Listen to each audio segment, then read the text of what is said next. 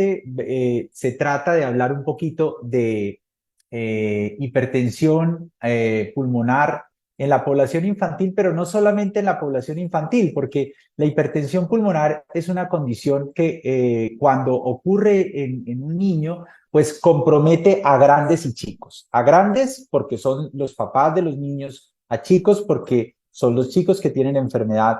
Entonces tenemos que crear un ambiente propicio para que todos en conjunto trabajemos y caminemos hacia un bienestar más correcto. Eh, entonces, quiero que miren esto. Antes de tener terapias específicas para esta enfermedad, las expectativas que teníamos de tener una sobrevida correcta, libre de problemas y de no tener un éxito en esa sobrevida era muy alto. Ustedes ven la sobrevida de los pacientes sin terapias farmacológicas antes de que había de tener terapias o de contar con terapias era muy mala. En los adultos era una sobrevida sin tratamiento menor a 3 años y en los niños inclusive más dramática, menor a 1 año. ¿Qué pasa después de que ya tenemos tratamientos específicos? Pues cambiamos completamente este panorama y podemos llegar a conectar con esta idea, y es que los medicamentos para la hipertensión arterial pulmonar pueden cambiar mi expectativa de vida, y la respuesta a esta pregunta que nos hacemos es sí, sí hay un cambio que viene derivado de la utilización de terapias específicas. Y como ustedes pueden ver, la expectativa ya ahorita es muchísimo más alta en el seguimiento en el tiempo. Los medicamentos para la hipertensión pulmonar son un grupo de medicamentos que logran con su efecto terapéutico hacer un cambio en el grosor interno de los vasos sanguíneos que llevan la sangre a los pulmones. Como explicaba el doctor Juan, estos vasos sanguíneos en la enfermedad están cerrados, están de un tamaño más reducido, y la sangre, al pasar por estos vasos sanguíneos que están estrechos, pues va a tener una dificultad. Tenemos unos medicamentos que conocemos que funcionan por una serie de vías de funcionamiento diferente, los medicamentos que funcionan por la vía de la endotelina, los medicamentos que funcionan por la vía del óxido nítrico y los medicamentos que hacen parte del grupo de las prostaciclinas. Aquí tenemos, y para ustedes es común, los nombres de estos medicamentos: ambrisentan, bosentan, macitentan, sildenafil, tadalafil, riociguat, treprostinil, epoprostenol, celexipac. Tenemos una cantidad de medicamentos que pueden ayudar en el tratamiento de esta patología, que algunos se utilizan en niños, algunos de ellos están trabajando en documentar información para poder utilizarlos todos en los pacientes niños, y en los adultos pues sí hay una mayor diversidad de opciones terapéuticas, y esto se está avanzando muchísimo en el desarrollo, digamos.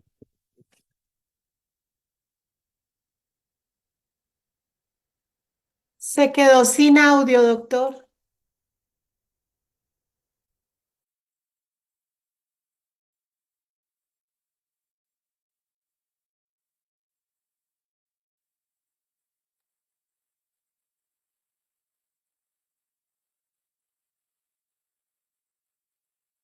Aún no, Ángelo, aún no tiene audio. Sí. Permítanos un momento, por favor.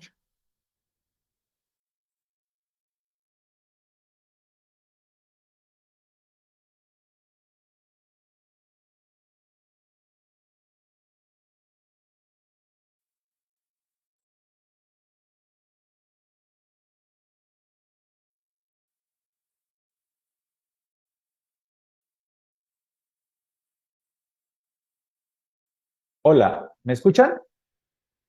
Sí, señor, perfecto. Ahora sí, perfecto. Ok. Entonces les estaba contando, no sé si alcanzaron a escuchar esto relacionado con los medicamentos. Sí. Sí, sí, lo último que se le escuchó fue Celexipa, que teníamos todos los medicamentos hasta ahí.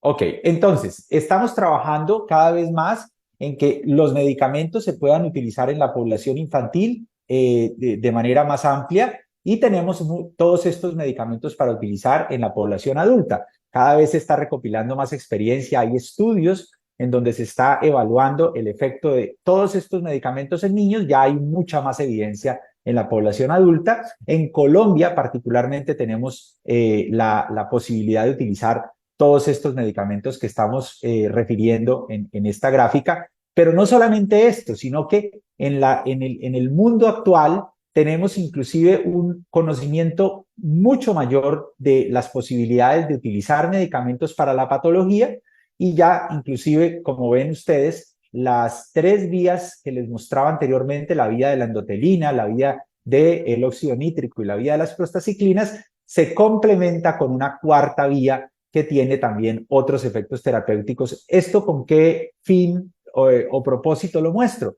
Que estos medicamentos para la enfermedad cada vez se están conociendo más, y hay una motivación muy grande por parte de la ciencia por encontrar terapias que puedan ayudarnos a tratar la enfermedad. Finalmente, los medicamentos para esta enfermedad generan un cambio importante en el resultado, digamos, de la patología y en el pronóstico de la misma. El uso de los medicamentos específicos es clave en el tratamiento de la enfermedad. Una sustancia como la endotelina, que es una sustancia que existe dentro de los vasos sanguíneos, genera un cambio en los vasos sanguíneos que, como ven en este video, estrecha el vaso sanguíneo, produce este fenómeno que se llama vasoconstricción, que es lo que explica por qué la sangre pasa con limitación y con estrechez a través de ese vaso sanguíneo. Con tratamiento, pues lo que hacen estos medicamentos es devolver el proceso de vasodilatación, de vasoconstricción hacia la vasodilatación, o sea, es revertir este fenómeno para que el vaso sanguíneo pueda tener nuevamente una circulación de sangre a través de él que sea mucho más sencilla y que le provea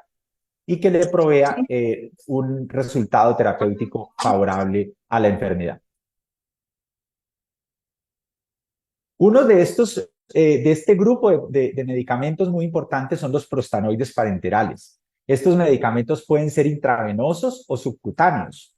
Estos medicamentos siempre se usan en una infusión continua y con bombas de infusión.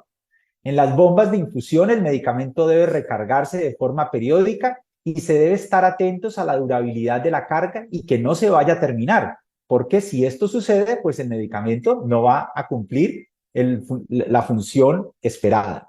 Cuando se usa un prostanoide por vía subcutánea, como el treprostinil, se requiere cambiar el sitio de aplicación, que esta es una condición, una característica de este tipo de medicamentos. Y además podemos encontrar problemas asociados a la utilización de este grupo de medicamentos, que es de la vía de las prostaciclinas, pero es muy importante que, a pesar de que se presenten problemas, pues estos problemas como inflamación en donde se aplica el medicamento, dolor, que puede ser una consecuencia de utilizarlos, siempre van a poderse modificar positivamente, se van a poder modular y se va a encontrar una terapia que permita atenuar su presentación y que los efectos que producen estos medicamentos nunca van a estar por encima del efecto benéfico, que es controlar la enfermedad y lograr la meta, que básicamente ¿cuál es? La meta es cambiar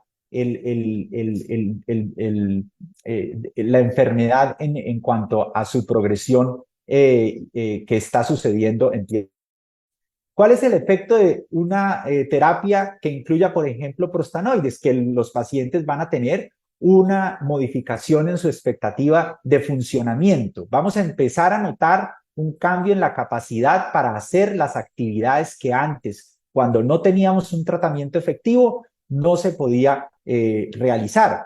Y es muy importante que se establezca con tu médico un plan de terapia que sea concertado, que sea entendido por parte del paciente, para que se pueda asimilar que muchas veces es el aumento de la terapia, el que se ajuste la terapia, el que no se quede estancada la terapia porque haya un efecto indeseado, lo que va a lograr que se logre una meta más efectiva. Si ustedes ven en esta gráfica sencilla, con el tiempo y con el aumento de la dosis, es que se va observando un incremento en la capacidad para caminar, en los metros que caminamos.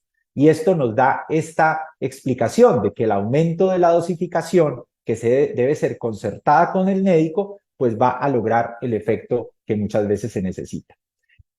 Juan Fernando, aquí vamos a utilizar un símil que es el semáforo. El semáforo tiene como fin hacer entender que los pacientes que están en la luz roja del semáforo van a tener este comportamiento en cuanto a su sobrevida, a su expectativa.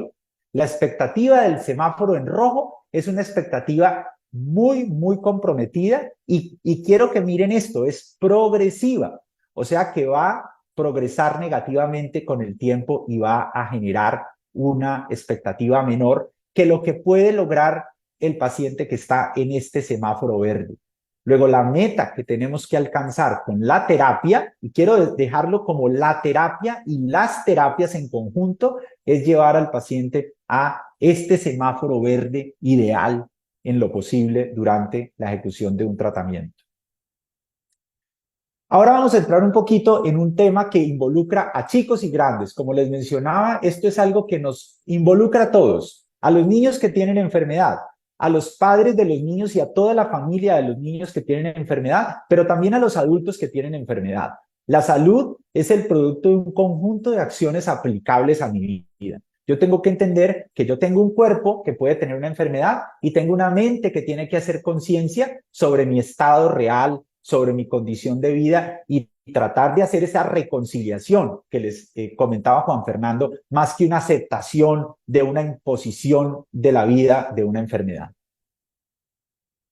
Uno tiene que plantearse cómo iniciar su día. Iniciar el día dedicando un momento para respirar y para planear ese día, porque probablemente esa frase que es como tan cliché de que cada día debe ser vivido como el día más importante, es porque realmente al final de cada día es que nosotros vamos a evaluar las cosas positivas y negativas que fueron aprendizaje, que fueron posibilidad de cambio, que fueron incrustadas a mi realidad en ese día que yo viví. Y probablemente nos va a dar herramientas y nos va a dar todo el aprendizaje para poder empezar el siguiente día con este proceso de planeación. Y esto implica planear cómo me voy a alimentar, los medicamentos que voy a tomar, cómo voy a activarme, porque tengo que activar mi cuerpo y tengo que estar presente en tiempo real de mi proceso de seguimiento de la enfermedad y cómo me estoy sintiendo para saber si tengo que atender a estas sensaciones de una manera constructiva, tengo que informar a mi equipo de tratamiento y de seguimiento o puedo hacer los planes que tengo trazados en este día. ¿Y qué pasa con los niños? Con los niños pasa exactamente lo mismo. Los papás, la familia, acompañan al niño cuando se despierta, se sientan y planean su proceso de alimentarse y vamos a desayunar y luego vamos a tomar los medicamentos que hacen parte del régimen de terapia, que sabemos que van a ser fundamentales para devolver la salud al punto más óptimo posible. Y aquí quiero dejar mención en esto. Recuperamos las actividades cotidianas. Los niños tienen que estudiar, los niños tienen que hacer tareas, los niños tienen que hacer actividades recreativas. Tenemos una limitación para volver al colegio porque estamos en un momento de la enfermedad en la que probablemente nos va a costar estar en el colegio. Entonces tratamos de hacer tareas en casa, tratamos de hacer en casa y los papás de alguna manera nos acomodamos a esta realidad. O vamos al colegio, porque la idea de la terapia específica con una efectividad es que nosotros volvamos a las condiciones de mi clase funcional, de mi capacidad física, de lo que yo tengo que hacer a una edad determinada y en la infancia esto no tiene tampoco una diferenciación importante, pero muy importante también entender el descanso, entender el reposo, entender que los niños tienen que acomodarse a su realidad, pero teniendo momentos de actividad y teniendo momentos de reposo y respetando esos momentos que terminan finalmente o que culminan el día con este momento de irnos a la cama a descansar. Entonces, miren que de una manera gráfica mostramos que igual que el adulto que planea su día, el niño también planea sus actividades en conjunto con sus papás. Claves de la alimentación, entonces determinamos la cantidad de agua que vamos a tomar en el día, vamos a mirar qué alimentos preparamos con agua, las bebidas que nos vamos a tomar en el día y se recomienda una cantidad específica de agua para tomar en el día. Tenemos que controlar la ingesta de agua y este control de ingesta de agua lo tenemos que hacer porque el exceso de agua nos puede dar fatiga, dolor abdominal, nos puede hinchar las piernas y esto se convierte en una de las tareas que tenemos que agregar a no solamente ese plan de medicamentos, que es parte de la terapia, sino estas medidas que no son farmacológicas. Evitamos el exceso de consumo de sal. Es un dato, digamos, una ayuda, un truco, y es que los cítricos eventualmente disminuyen la necesidad de consumir sal con algunos alimentos, entonces colocarle un poquito de limoncito a algunos alimentos le genera una sensación de sabor muy especial a algunos alimentos que necesitaban tener más sal para que fueran gustosos, y esto nos va a ayudar a que el reducir la cantidad de ingesta de sal pues nos lleve a estar consumiendo más agua. Hierro, vitaminas, fibra, todos los otros nutrientes que componen la alimentación deben ser también muy tenidos en cuenta, y como algunas veces la enfermedad nos lleva a tener que estar en casa, pues recordemos que dentro de estos momentos de reposo y de reacomodación de nuestra salud en casa, tenemos que recibir el sol para que activemos las vitaminas que dependen del sol. Alimentarnos bien, tener buenos nutrientes va a ser fundamental en esta preparación de mi día y de mi jornada. Recuerde que la terapia con medicamentos puede ser de 1, de 2 o de 3 medicamentos, y que esto va a ser sumatorio en cuanto al resultado. Entonces, yo como paciente debo entender, tanto cuando soy el paciente como el papá del paciente, del niño que tiene la enfermedad, que cuando mi niño o yo, paciente adulto, tengo que tomar un grupo de medicamentos, el que yo me tome un medicamento y obvie los otros dos o el otro medicamento que está haciendo parte de mi esquema terapéutico es una condición que me va a conducir al fracaso de la terapia. No puede ser tampoco que la aseguradora que nos esté haciendo el proceso de acompañamiento de la salud nos entregue un solo medicamento y nos diga que el otro pues se demora en llegar, y entonces no importa porque al menos estamos tomando uno. El esquema de medicamento que se traza con el médico tratante tiene que cumplirse a cabalidad, y no es lo mismo que si yo estoy en un esquema de 3 medicamentos, me tome 2 y que ese tercer medicamento de pronto no haga falta. Definitivamente sí va a hacer falta, y la suspensión de medicamentos puede llevar a descompensación y a fatalidad. Entonces, este es un argumento muy importante que yo en esa planeación de mi vida debo tener claro. No puede pasar que a mí se me estén acabando los medicamentos el jueves y que sepa que el viernes voy a tener que hacer una gestión con un asegurador para que me entreguen un medicamento. Eso va a ser un fracaso porque no vamos a poder conseguir estos medicamentos en farmacias, no los vamos a poder conseguir en una región que no sea capital. Va a ser difícil si estamos lejos de un hospital. Algunos medicamentos requieren aplicaciones subcutáneas e intravenosas, y por esa condición estos medicamentos son aún más complicados. Entonces hay que establecer rutas de seguridad que me permitan salvarla de perder el medicamento, de no tener la entrega a tiempo y de no contar con el recurso para poder tener la continuidad en la terapia. Entonces yo debo establecer con mi médico tratante cuál es la ruta para lograr suplir esa necesidad. ¿A qué clínica tengo que consultar, doctor? ¿Cuál es el sitio donde puedo llevar a mi niño en el caso de que me quede sin medicamento parenteral para que no se vaya a quedar sin terapia? Recuerde que esto se debe evitar haciendo una planeación correcta de la solicitud de los medicamentos. Tengo que estar al día con esto, no dejarme coger la tarde, porque probablemente la solución apresurada no va a ser fácil de lograr. Los esquemas de medicamento ayudan a controlar la hipertensión arterial pulmonar y es fundamental asegurar el éxito terapéutico porque de otra manera vamos a estar en ese semáforo rojo que sabemos nos conduce a un fracaso en la terapia. Entonces, vamos a seguir una ruta encaminada al cuidado, una ruta de éxito. Y esa ruta encaminada al cuidado tiene tres claves fundamentales, tres procesos fundamentales. Primero, aprendo de la enfermedad y supero sus retos. No me dejo vencer de la enfermedad. Yo sé que esta enfermedad tiene unos retos que tengo que superar y la tengo que aprender a conocer. Yo a veces hablo con los papás y les digo, con la enfermedad a bordo en el tratamiento de un niño, puedo entender que voy a tener una integración muy alta con mi niño y voy a estar más pendiente de él. Luego me va a dar una oportunidad para conocerlo más. Es difícil encontrar aspectos positivos dentro de la situación tan compleja que es una enfermedad, pero el efecto de lograr entender algún elemento positivo dentro de lo negativo es algo que nos va a sacar a flote a veces cuando necesitamos tener la cabeza bien puesta, la cabeza fría. Reconozco las claves del seguimiento y el tratamiento. Cuando yo entiendo que tengo que tener unos tratamientos farmacológicos y tengo que tener un seguimiento estructurado, yo no voy a volver a mi control diciendo, yo nomás me tomé el ProNP, doctor, porque no me dieron la autorización para el ecocardiograma. O simplemente yo no vine al control de cada 3 a 4 meses porque es que no me dieron la autorización para el control. Cuando yo entiendo que esas claves de seguimiento y tratamiento son las que aseguran el éxito, yo las voy a tratar de cumplir a toda costa.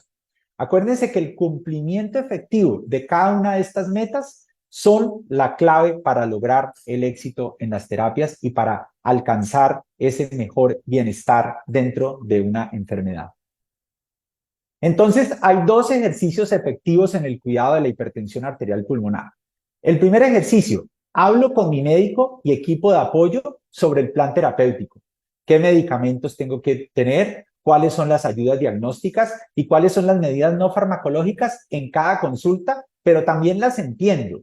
O sea, me siento con mi médico y digo, ¿cuál es el plan que debo seguir, doctor? Ayúdeme a entenderlo porque yo necesito saber por qué es que es tan importante tener el medicamento oral, por qué es tan importante tener el medicamento parenteral, pero no solamente el medicamento parenteral, por qué es tan importante tener, por ejemplo, alimentos que acompañan el uso del medicamento parenteral. ¿Qué pasa si un niño el viernes o el sábado está jugando en la casa y se retira accidentalmente el catéter de aplicación del treprostinil, por ejemplo, y yo tengo que hacer un cambio de urgencia de ese kit porque perdí el catéter jugando, que es una condición que le puede pasar a los niños? Pues debo tener un sustituto en casa para poder hacer ese cambio, o debo tener a la mano el teléfono del equipo de apoyo al paciente para que me ayuden a hacer ese cambio. Debo estar entrenado para manejar esa situación.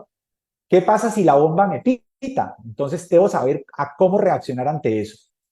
Debo entender, y esto específicamente para los niños, que los medicamentos para la hipertensión arterial pulmonar en los niños parten de los mismos medicamentos que utilizamos en la población adulta, pero muchas veces las dosis no son posibles lograrlas con el medicamento tal cual viene entregado en su presentación original. Entonces nos toca hacer estrategias como las que vemos en este video, en donde colocamos medicamento en tableta, lo trituramos y es con la preparación en casa del medicamento que podemos alcanzar la dosis que se está planteando utilizar en cada caso. Entonces miren que tenemos que volvernos unos tigres, tenemos que volvernos unos ases en el manejo de todas estas situaciones que van a garantizar mis terapias, y esto todo lo tengo que trabajar con mi médico y tengo que preguntarle, doctor, y en esa carpeta de seguimiento, ¿qué tengo que empacar? ¿Cuál es mi carpeta de seguimiento? Lo que yo voy a llegar a mostrarte, doctor, cuando te vea, ¿qué es? Y entonces tu doctor te tiene que decir, mira, yo te tengo que revisar con el eco, con el ProNP, con la caminata de 6 minutos, los laboratorios y eventualmente si hay que hacer un cateterismo cardíaco. Entonces yo como paciente me empodero de esta situación, armo mi carpeta y yo sé qué es lo que le tengo que ir a decir a mi doctor, porque finalmente el segundo ejercicio efectivo es ejecuto correctamente este plan y aseguro que haya continuidad del seguimiento. Entonces ahí es donde empieza toda la creatividad de uno como paciente y como papá y como familia. Y es que la EPS es una EPS difícil y no me entrega los medicamentos. La EPS me cambia los medicamentos y no me avisa. No, más bien es, yo no permito que la EPS incumpla con la consecución de mi plan terapéutico. Yo trato de hacer lo posible para que eso no suceda. Involucro a quien tenga que involucrar. Me asesoro de manera correcta. Me apoyo con mi médico para que trabajemos en equipo. Porque finalmente nosotros, los tratantes, no tenemos la enfermedad, pero sí estamos de la mano de nuestros pacientes, porque tenemos que conformar una unidad ganadora, una unidad exitosa. Hoy en día decimos que la actividad física es importante. En el pasado esto era condición de quietud. Teníamos esta enfermedad y entonces nos mandaban a hacer reposo. Primero empezamos a entender que los adultos tenían que hacer actividad, pero a difícil puede sacarle de la cabeza a todos los médicos que los niños con hipertensión arterial pulmonar podían hacer actividad física.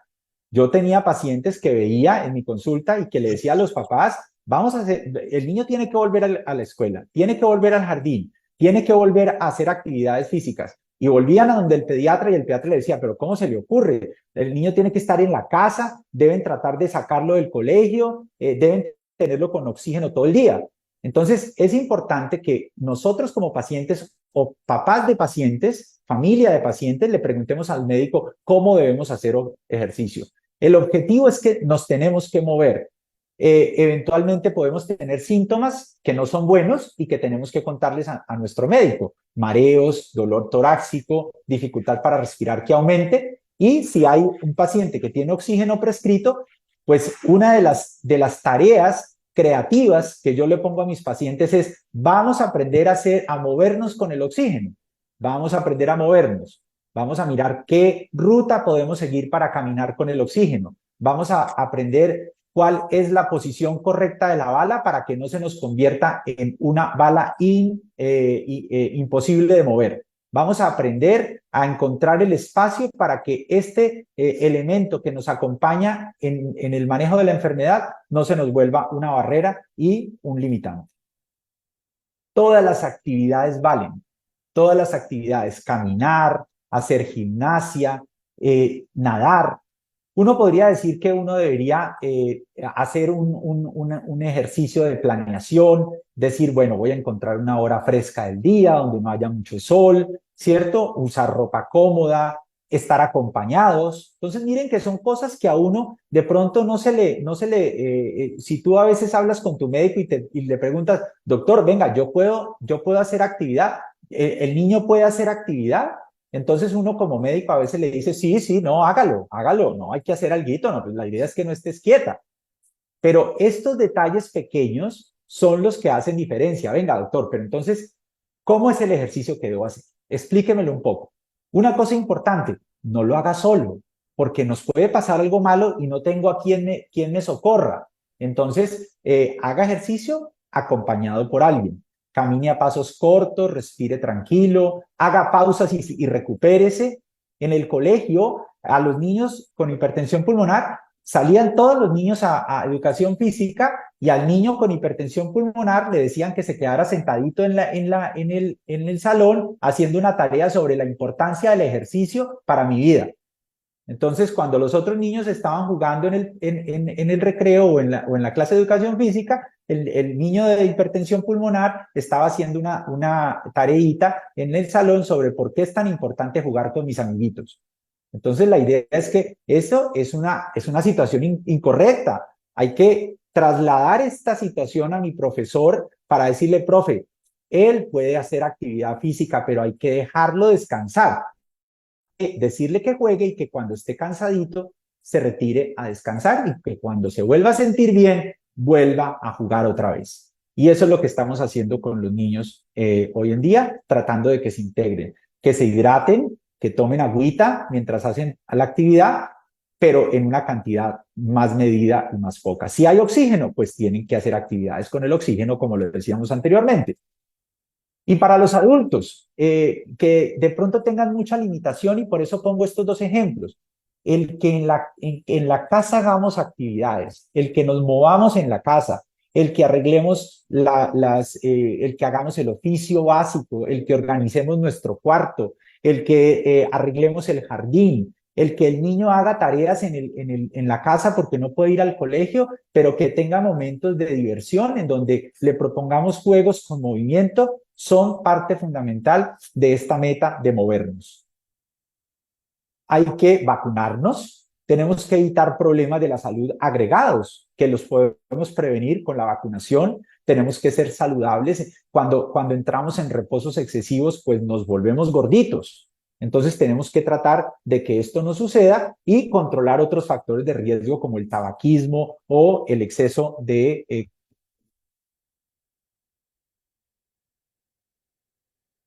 Doctor, no se escucha.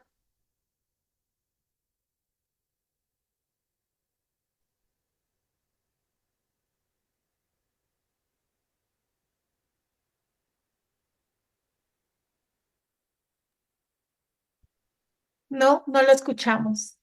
Hola, hola, hola, ¿ahora sí? Ahora sí, ahora sí. Bueno, me quedé por acá, ¿cierto? Yo creo. ¿Cierto? Bueno, ok. Sí, allí. Entonces, tratar de evitar estas situaciones. Una cosa muy importante que se nos escapa también de la realidad, porque cuando nosotros atendemos pacientes con hipertensión pulmonar y sobre todo en la edad infantil, pues entonces las niñas se nos van volviendo mujeres, los niños se nos van volviendo hombres. Entonces, el trabajo en la educación sexual tiene que ser supremamente enfocado y darle una preponderancia muy significativa. Tenemos que enseñarle tengo que enseñarle a los papás, tengo que aprender como paciente, tengo que entender como familia que no podemos optar por un embarazo de una manera no controlada y electiva. Entonces, como indicación y como recomendación actual, tenemos que hacer planificación familiar. Y este es un trabajo que tenemos que hacer, que tenemos que entender. A mí a veces me parece súper complejo la reacción que tienen a veces los papás cuando yo les comento que al inicio de la edad reproductiva pues ya les estoy hablando de este tema y entonces me dicen, no doctor, no, pero ¿cómo se le va a ocurrir que la niña o el niño van a tener un riesgo para eso? No, eso es cuando lleguen a la vida adulta. Pero yo también, yo tengo una hija y he vivido todo su proceso de adolescencia y madurez con ella. Esto no empieza a los 25 años, no, esta realidad empieza desde la niñez y por eso tenemos que empezar a hablar con eso, de este tema con los pacientes y con las familias de los pacientes. El embarazo es una situación de muy alto riesgo y requiere una intervención de mucho cuidado en centros de mucha experiencia a la hora de que se presente de una manera inadvertida. Una pregunta también muy frecuente, doctor, nosotros podemos irnos de vacaciones, pero implicaría montarnos en un avión. Y la respuesta es sí podemos viajar en avión. Sí podemos viajar en avión, inclusive cada vez más hay seguridad para el viaje aéreo y podemos irnos de vacaciones. Y entonces tenemos que sentarnos con nuestro doctor a decir, bueno, doctor, vamos a preparar las vacaciones. Entonces yo necesito que usted se siente conmigo a ayudarme a preparar las vacaciones porque decidimos irnos a ir a dar un paseíto en avión a San Andrés. Entonces, ¿cómo vamos a manejar el baño? ¿Cómo vamos a manejar la metida al mar? ¿Cómo vamos a manejar el cuidado del catéter cuando estemos en el paseo? ¿Y cómo va a ser nuestra ida en el avión? Y eso lo tenemos que dejar cuadrado tanto con el médico tratante como con el paciente y la familia. Pero sí podemos viajar en avión. Uno podría resumir diciendo que la continuidad del seguimiento y del tratamiento favorece a que mi enfermedad... Entonces, recuerde que esta enfermedad se controla de forma periódica y que esta periodicidad no puede ser administrada de forma insensible y de forma desorganizada. Los pacientes tienen que tener un programa de seguimiento y este programa de seguimiento implica revisiones de cada 3 a 4 meses en la mayoría de los centros. Asegure que su régimen de medicamentos sea correcto y que sea anticipada su solicitud. Yo soy muy exigente con mis pacientes en decirle, no podemos permitir que alcemos la mano cuando nos falten tres tabletas o cuando nos falte 1 centímetro de la ampolla. Ahí no hay solución. Ahí no hay solución. Hay solución cuando nos falte un mes. Cuando nos falte un mes, sí hay solución. Entonces tenemos que organizarnos para que esto sea así. Participe activamente en el seguimiento. Tengo que decirle a mi doctor, ¿qué me toca para el próximo control? Lo habitual, la caminata de 6 minutos, el ProNP y el ecocardiograma, no necesitamos cateterismo cardíaco, ¿no es cierto, doctor? O sea, si yo como paciente entiendo esto, yo a veces le digo a mis pacientes, yo prefiero tener unos papás que sepan de hipertensión pulmonar y no unos papás que me crean el 100% de lo que yo les hablo sobre hipertensión pulmonar. No, tenemos que interactuar, tenemos que entender los dos. Ahora, yo tengo la capacidad de divulgar acerca de esta enfermedad y hacerle entender a mis papás y a mi paciente sobre esta enfermedad. Hay que enseñar los signos de alarma. Hay que decirle a los pacientes cómo reconocer un signo de alarma y cuándo hay que consultar precozmente. Entonces, doctor, ¿el signo de alarma es que me desmaye? No, ese es un signo de alarma muy tardío. El signo de alarma es que empiece a notar un aumento de mi cansancio o que se me empezaron a hinchar las piernas. Pero un signo de alarma también puede ser, doctor, ¿cómo le parece que se me cayó la ampolla y se me quebró? Se me regó el medicamento cuando estaba cargándolo en la cápsula para cargar la bomba. Estos son también criterios de riesgo para consultar de forma precoz. Entonces, con tu médico tienes que organizar cuál es esa ruta de salvamento, cuál es esa ruta para lograr solucionar esta situación. ¿A qué clínica debo consultar? Esto es 7x24. Yo le puedo escribir a usted, doctor, para contarle que me está pasando esto. ¿Cómo puedo interactuar con mi programa de seguimiento para que pueda solucionar una situación de riesgo o emergencia? Esto era todo lo que les quería contar.